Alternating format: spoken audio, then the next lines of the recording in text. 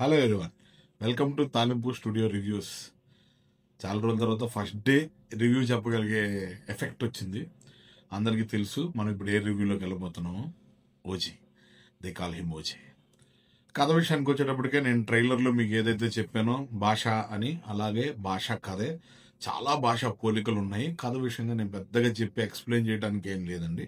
Cinema పార్ట్స్గా మీకు divide చేసి మాట్లాడాలి. ఎందుకంటే టెక్నికల్గా ఈ సినిమాలో చాలా స్టఫ్ ఉంది. ఎంత స్టఫ్ కావాలంటే అంత స్టఫ్ ఉంది.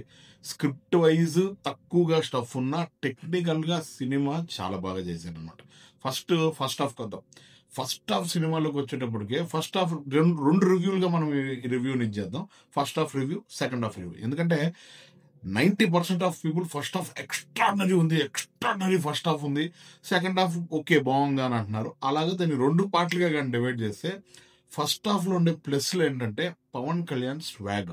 ఫస్ట్ హాఫ్లో ఆయన స్క్రీన్ స్పేస్ కానీ ఆయన టైం లైన్ కానీ తక్కువ అనిపించినా కానీ ఉన్న సీన్స్లో ఆయన ప్రెజెన్స్ మాత్రం ఫ్యాన్స్కి అవి గూస్ బమ్ మూమెంట్స్ దాటి నరాలు తెంపేసుకునే మూమెంట్లు అంటారు చూడండి, అలాంటి ఒక ఫీవర్, ఒక మ్యాడ్నెస్ క్రియేట్ చేసేసారు. ఫస్ట్ హాఫ్లో సుజిత్ కానీ, తమన్ గారు కానీ, కళ్యాణ్ గారి స్వాగ్ కానీ అలా వెళ్ళిపోయింది అనమాట. బట్ సపోర్టింగ్ క్యారెక్టర్ సపోర్ట్ వల్ల ఎలివేషన్స్ అన్ని చాలా బాగా కుదిరాయి. శ్రేయారెడ్డి గారి క్యారెక్టర్ కానీ, ప్రకాష్ రాజ్ గారి క్యారెక్టర్ కానీ, అర్జున్ దాస్ క్యారెక్టర్ కానీ, అర్జున్ దాస్ వాయిస్ కానీ, వీటన్నిటి వల్ల సినిమా ఫస్ట్ హాఫ్ హెవీగా ఎలివేట్ అయిందని చెప్పాలి. ఫస్ట్ హాఫ్ లో ప్రాబ్లమ్స్ లేవా అంటే ఒకటి రెండు ప్రాబ్లమ్స్ ఉన్నాయి. అవి జనరల్ ప్రాబ్లమ్స్. హీరోయిన్ ట్రాక్ కొంచెం అలా అనిపిస్తుంది కొంతమందికి లేదు, బాగుంది అనిపిస్తుంది. ఎందుకంటే ఆ మ్యూజిక్ తో కనెక్ట్ అయితే, మ్యూజికల్ గా తమనన్న మాత్రం ఈ సినిమాని నెక్స్ట్ లెవెల్ తీసుకెళ్ళడానికో, లేకపోతే నెక్స్ట్ పైనుండే లెవెల్కి తీసుకెళ్ళడానికి తమన్ 100% ఈ సినిమాకి పూర్తి కాదు, చాలా ఎక్కువ న్యాయం చేశాడు అయితే మనకు అనిపిస్తుంది అనమాట. నెక్స్ట్ ఫస్ట్ హాఫ్ ఇంటర్వెల్ సీన్కి వచ్చేటప్పటికే అది మనం చాలా సార్లు చూసిన ఇంటర్వెల్ లాగే అనిపిస్తుంది.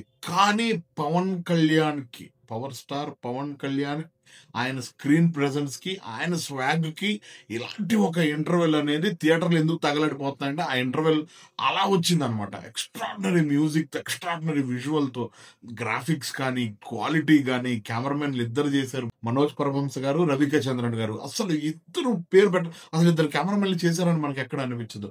యాక్షన్ పార్ట్ షూట్ చేసిన ఫైట్ మాస్టర్స్ కానీ, ఇంకా ప్రతి ఒక్కరు సినిమాలో ఎక్స్ట్రాడినరీగా వర్క్ చేశారు అనిపించింది ఫస్ట్ హాఫ్ అయ్యేటప్పటికి. నెక్స్ట్ సెకండ్ హాఫ్ స్టార్ట్ అయింది.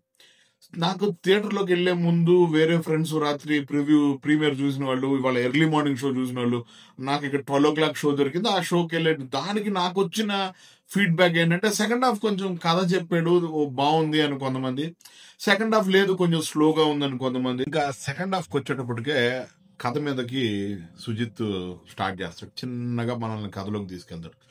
దీనికి ఇతను చేసిన ఫస్ట్ హాఫ్ ఎలా ఉపయోగపడద్దు అనేది మనకి సెకండ్ హాఫ్ స్టార్ట్ అయిన 10 నిమిషాలకు కానీ అర్థం కాదు. మనకు ఆ క్యారెక్టర్ని డైజెస్ట్ చేయడం కోసం ఎంత పవన్ కళ్యాణ్ గారు ఉన్నా ఆయన ఎబిలిటీస్ అన్నిటినీ ఆయన ఆల్రెడీ చేసినవే, కటానా కావచ్చు, లేదంటే నాన్ చాక్ కావచ్చు, ఇవన్నీ పెట్టి ఆయనకున్న టాలెంట్స్ అన్నిటిని పుష్ చేసి మనకు ఒక రీక్యాప్ లాగా మనల్ని రెడీ చేసి మనల్ని సెకండ్ హాఫ్ తీసుకొచ్చేటప్పటికి సెకండ్ హాఫ్ లో జరిగే విషయాలు ఒక్కొక్కటి కూడా దాన్ని ఎలాగంటే అవి ఒక్కొక్క ఈవెంట్ లాగా అనిపిస్తుంది అనమాట.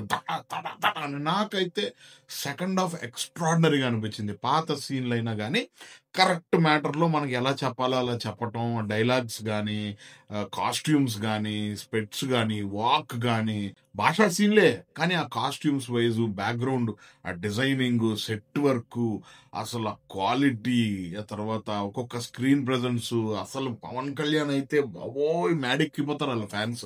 నిజంగా అంత మ్యాడిక్ ఇచ్చేలాగే ఉంది. దీని తర్వాత ఇంకా కళ్యాణ్ గారిని మళ్ళీ అలా చూడగలరా అనేది నాకైతే డౌట్ అనిపిస్తుంది. సరిపోదు ఇప్పుడు ఎలాగైతే ఒక సింహాద్రి చూసినప్పుడు, ఒక అరవింద్ సమేత చూసినప్పుడు మనకి ఎన్టీఆర్ ఫ్యాన్స్ కి దీని తర్వాత ఇంకేం ఏం చేయగలరు అలా అనిపిస్తుందో, అలాగా పవన్ కళ్యాణ్ గారికి ఇంతకు మించి ఏం చూపించగలరు ఇంకా పవన్ కళ్యాణ్ అన్న రేంజ్ కి సెకండ్ హాఫ్ లో అసలు ఓవరాల్ గా సినిమా పర్ఫార్మెన్స్ లో కానీ ఆయన అలా చేసేసేయటం, విశ్వరూపాలు అంటారు కదా, అలా జరిగిపోయింది అనమాట ఈ సినిమాకి. ఎక్స్ట్రాడినరీ కాస్ట్యూమ్స్ కూడా, ఆర్ట్ వర్క్ కూడా, ఇవన్నిటితో పాటు ముఖ్యంగా మనం చెప్పుకోవాల్సింది దానయ్య గారిని అండి. హ్యాట్స్ ఆఫ్ అండి. నిజంగా ఇన్ని రోజులు ఆ సినిమాని నమ్మి ఆ సినిమాకి ఆ క్వాలిటీ తీసుకురావడానికి మరి మీకు రాజమౌళి గారి వల్ల మీకు అలవాటు అయిపోయిందా మరి ఏంటో తెలియదు, కానీ ఆ సినిమా నాకు క్వాలిటీ చూపించడం విషయంలో మాత్రం దానయ్య 100కి 500% సక్సెస్ అయ్యారు. చాలా మంచి క్వాలిటీ ఫిలిం. నిజంగా తెలుగు ప్రొడ్యూసర్స్‌కి ఉన్న ధైర్యం ఏంటనేది 'ఓజీ' చూస్తే అర్థమవుతది.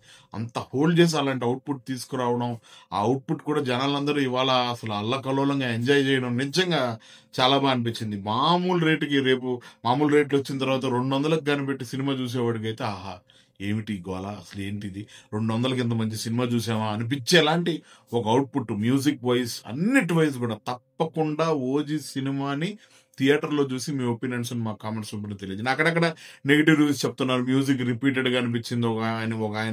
ఒక బోడిగాడు ఇలా చెప్తా ఉంటారు. అవన్నీ పట్టించుకోకండి. ఎందుకంటే నిజంగానే ఈ సినిమా అనేది ఒక సెలబ్రేషన్ లాగా ఉండింది. పవన్ కళ్యాణ్ ఫ్యాన్స్‌కే కాదు, తెలుగు ఆడియన్స్ కూడా హాలిడేస్ ఉన్నాయి. దసరా ఉంది. ఫ్యామిలీ అంతా ఎళ్లి ఈ యాక్షన్ సినిమాని, ఈ గ్యాంగ్‌స్టర్ ఫిల్మ్‌ని ఎంజాయ్ చేస్తారని నేనైతే కోరుకుంటున్నాను. వన్స్ అగైన్ నవరాత్రి శుభాకాంక్షలు. నవరాత్రులు జరుగుతున్నాయి. దాంతో పాటు 'ఓజీ' సినిమాని మీరందరూ థియేటర్‌లో చూసి తెలుగు సినిమాని ఎంకరేజ్ చేస్తారనుకుంటున్నాను. మరిన్ని రివ్యూస్‌తో, మరిన్ని సినిమా విశేషాలతో మీ ముందుకు వస్తూనే ఉంటాను. సైనింగ్ ఆఫ్ కళా Sandeep. Please like, share and subscribe తాలింపు స్టూడియో.